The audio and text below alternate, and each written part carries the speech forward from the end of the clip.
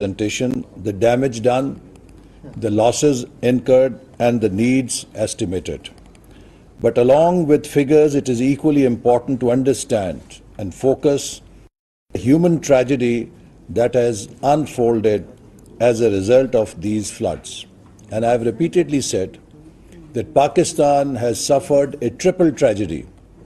The first tragedy is in its economic recovery plan. Unfortunately, when we came into government, the economy was melting and we had to go on to an IMF agreement which previous government had signed, and that agreement contained very harsh conditionalities, as a result of which the country is facing a very high wave of inflation.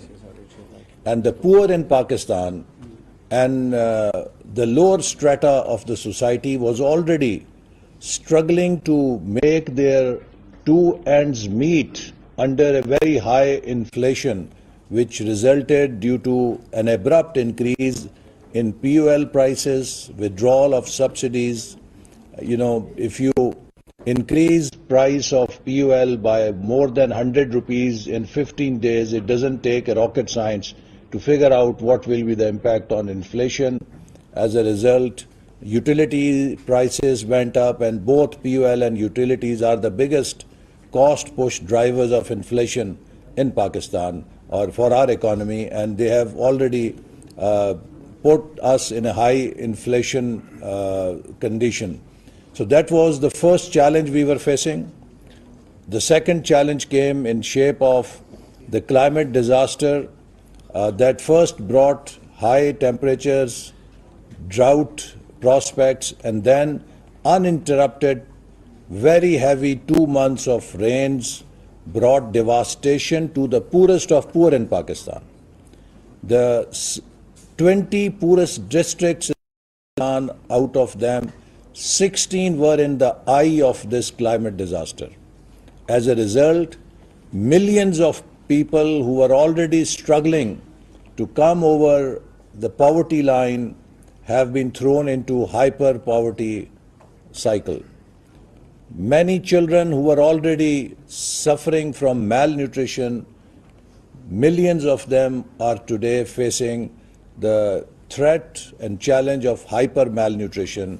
How will we save our generation with these children who will be facing the daunting task of recouping their health, and how do we give them the nutrition that they are physically back to normal life and their cognitive abilities are not compromised due to stunting. So these are the human tragedies that have fallen upon us as a result of this climate disaster. So it is a triple tragedy: the economic crisis, the climate disaster, and the human tragedy, with the poorest of the poor being the first victims and the main victims of this tragedy.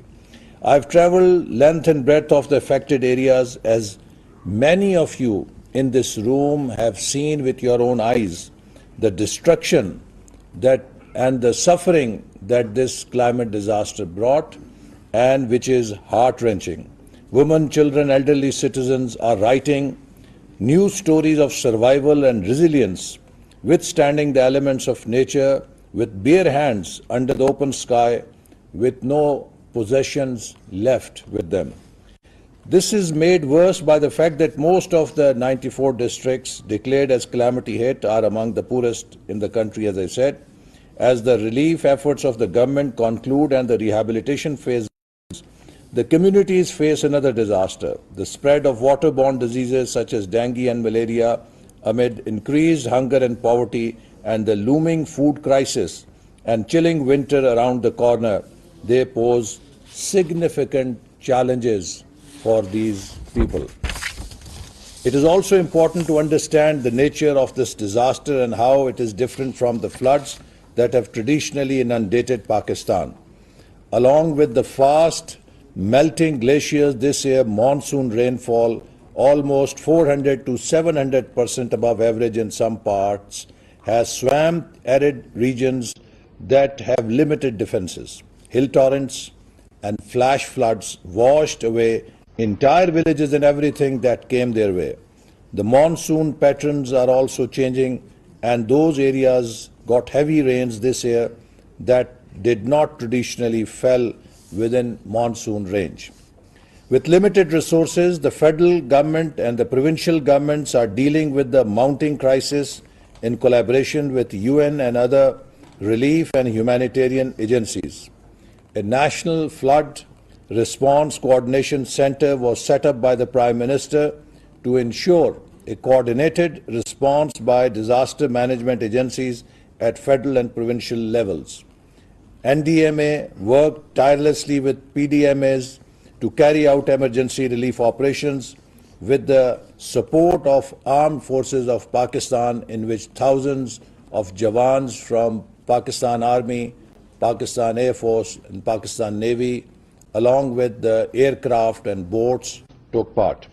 An emergency fund worth rupees 70 billion was dispersed among 2.7 million households under Benazir Income Support Program by the government.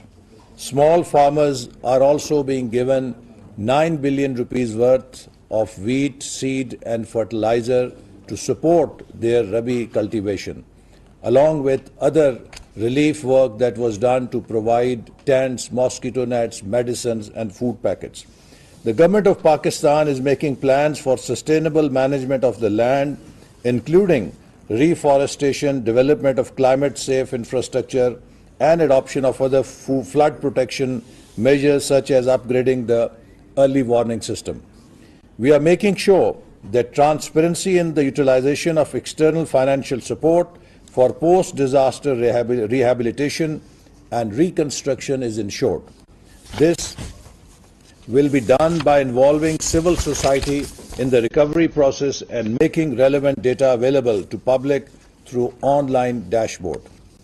It is important, however, to understand the deeper causes of this enormous calamity, as very ably pointed out by Minister Climate Change. A recent study by over 24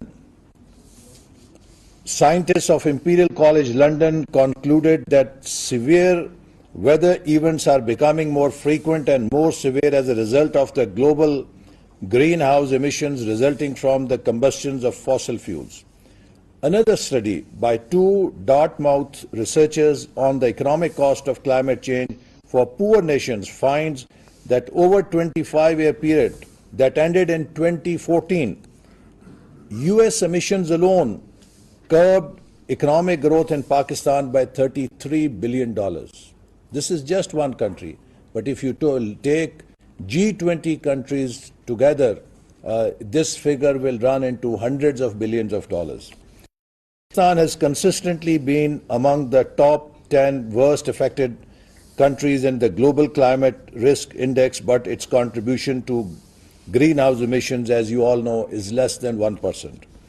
The attribution studies lay out a strong case for global collaboration for managing climate change-induced natural disasters.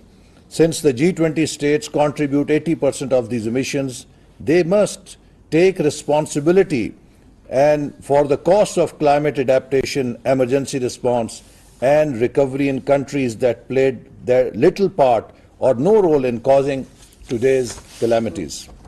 The ultimate solution to avert the horrific effects of climate change, however, lie in the global transition to renewable energy. But this will take a long time. Till then, the rich nations must fulfill their commitment made at the UN Climate Conference in 2009 to contribute $100 billion a year in climate-related financing for poor nations.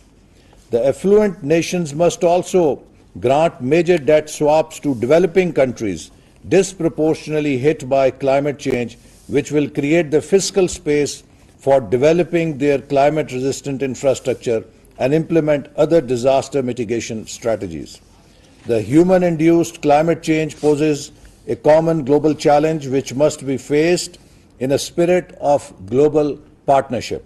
Pakistan is a test case for what UN Secretary General Mr. Antonio Guterres terms climate justice. Time is of essence. The richer nations must be willing to compensate their poorer counterparts for the climate destruction happening now for the quality of life they enjoy every day. I think the people in the developed countries must realize that people in Pakistan, poorest of the poor, have paid for the quality of life and luxuries today they enjoyed due to advanced industrialization in their societies. Or else, as Pakistani Premier Shehbaz Sharif told the UN General Assembly last month, what happened in Pakistan will not stay in Pakistan. The government of Pakistan is committed to systematic changes to address the underlying vulnerabilities to natural hazards. We have adopted a participatory and inclusive approach, bringing together civil society, government, private sector, academia, think tanks, and the international community around a common vision to develop a post-disaster need assessment, recovery, reconstruction and rehabilitation plan. The Pakistani diaspora has also been engaged to help with these efforts, and I am thankful to their generous contribution so far. Based on extensive consultations, we have developed the following vision for a climate resilient and adaptive recovery. Our vision will be an inclusive and resilient recovery through a whole of Pakistan approach, leading to sustainable development for people and the country, with the following principles as guiding principles: putting the poor first, inclusion, transparency, and climate resilience. This will be based on the following pillars: build back better, people-centered, socio-economic, participatory, and inclusive recovery, building systematic resilience against natural hazards and climate change impacts, with the objectives of enhancing governance capacities of the state to restore lives and livelihoods of the affected people, especially the most vulnerable, restoring livelihoods and economic opportunities, ensuring social inclusion and participation in all aspects of recovery and related development, restoring and improving basic services and physical infrastructure in a resilient and sustainable manner, and investing in nature-based solutions and ecosystem-based adaptation measures. As I said, that this tragedy has washed away all the gains that we made in past 2 decades for poverty alleviation. Those gains have been lost in 2 months. 20 साल में जो पाकिस्तान ने गुर्बत के खात्मे के लिए कामयाबी हासिल की थी, 2 महीनों की बारिशों में वो सब ज़ाय हो गई है, तल्फ हो गई है। आज पाकिस्तान इस तबाही जिसका तखमीना $30 अरब से ज़्यादा लगा है, इसका सामना तन्हा यूं नहीं कर सकता कि ये उसके वसाइल से बहुत बड़ी है। किसी भी मुल्क पर इतनी बड़ी तबाही आए तो वो अपने वसाइल से उस पर काबू नहीं पा सकता। और जबकि ये तबाही हमारे गुनाहों का नतीजा नहीं है, ये हमारी गलतियों का नतीजा नहीं है, ये हमारे काम का नतीजा नहीं है, ये तबाही हम पे इसलिए आई है कि मगरबी दुनिया और तरक्की याफ्ता ममालिक ने गैर जिम्मेदाराना तरक्की की है। उनके कार्बन एमिशंस, ग्लोबल एमिशंस की वजह से आज पाकिस्तान के गरीब तरीन, पसमानदा तरीन इलाके तबाह और बर्बाद हो चुके हैं। तो इसलिए अखलाकी, कानूनी, सियासी, हर लिहाज से किसी भी ज़ाब्ते ये तरक्की याफ्ता ममालिक का फ़र्ज़ है कि वो पाकिस्तान की मदद करें, और ख़ास तौर पे जो बंदिशें पाकिस्तान पर हैं उन पे ज़रूर गौर करें। मैं बहैसियत डेवलपमेंट मिनिस्टर IMF को ये ज़रूर रिक्वेस्ट करना चाहूँगा कि हम पे ये कदगन कि हम अगर अपने वसाइल से भी, if we want to invest in the flood rehabilitation efforts from our own development budget. We are constrained because we cannot spend 40% of our PSDP before the last quarter. I think such harsh conditionalities must be reviewed. And if the support and the help will take time from international community, at least government of Pakistan should be able to mobilize its own resources to help its own people. I think this condition of Pakistan not able to spend more than 40% of PSDP only in the last quarter is very harsh and very, I would say, unjust or unfair, because we need to mobilize our own resources to be able to meet the needs of rehabilitation, reconstruction, and I hope that IMF will also reconsider this conditionality. But beyond that, I do look forward that international community will show its commitment and moral obligation in the donors conference that is supposed to be convened shortly, to take more responsibility for reconstruction, rehabilitation of Pakistan's destruction through climate disaster. That will show whether the world truly does climate justice or does not to the call of these poor people, or it turns a blind eye. And I'm very hopeful and positive the way international community showed solidarity. It came from all countries, it came from all international organizations.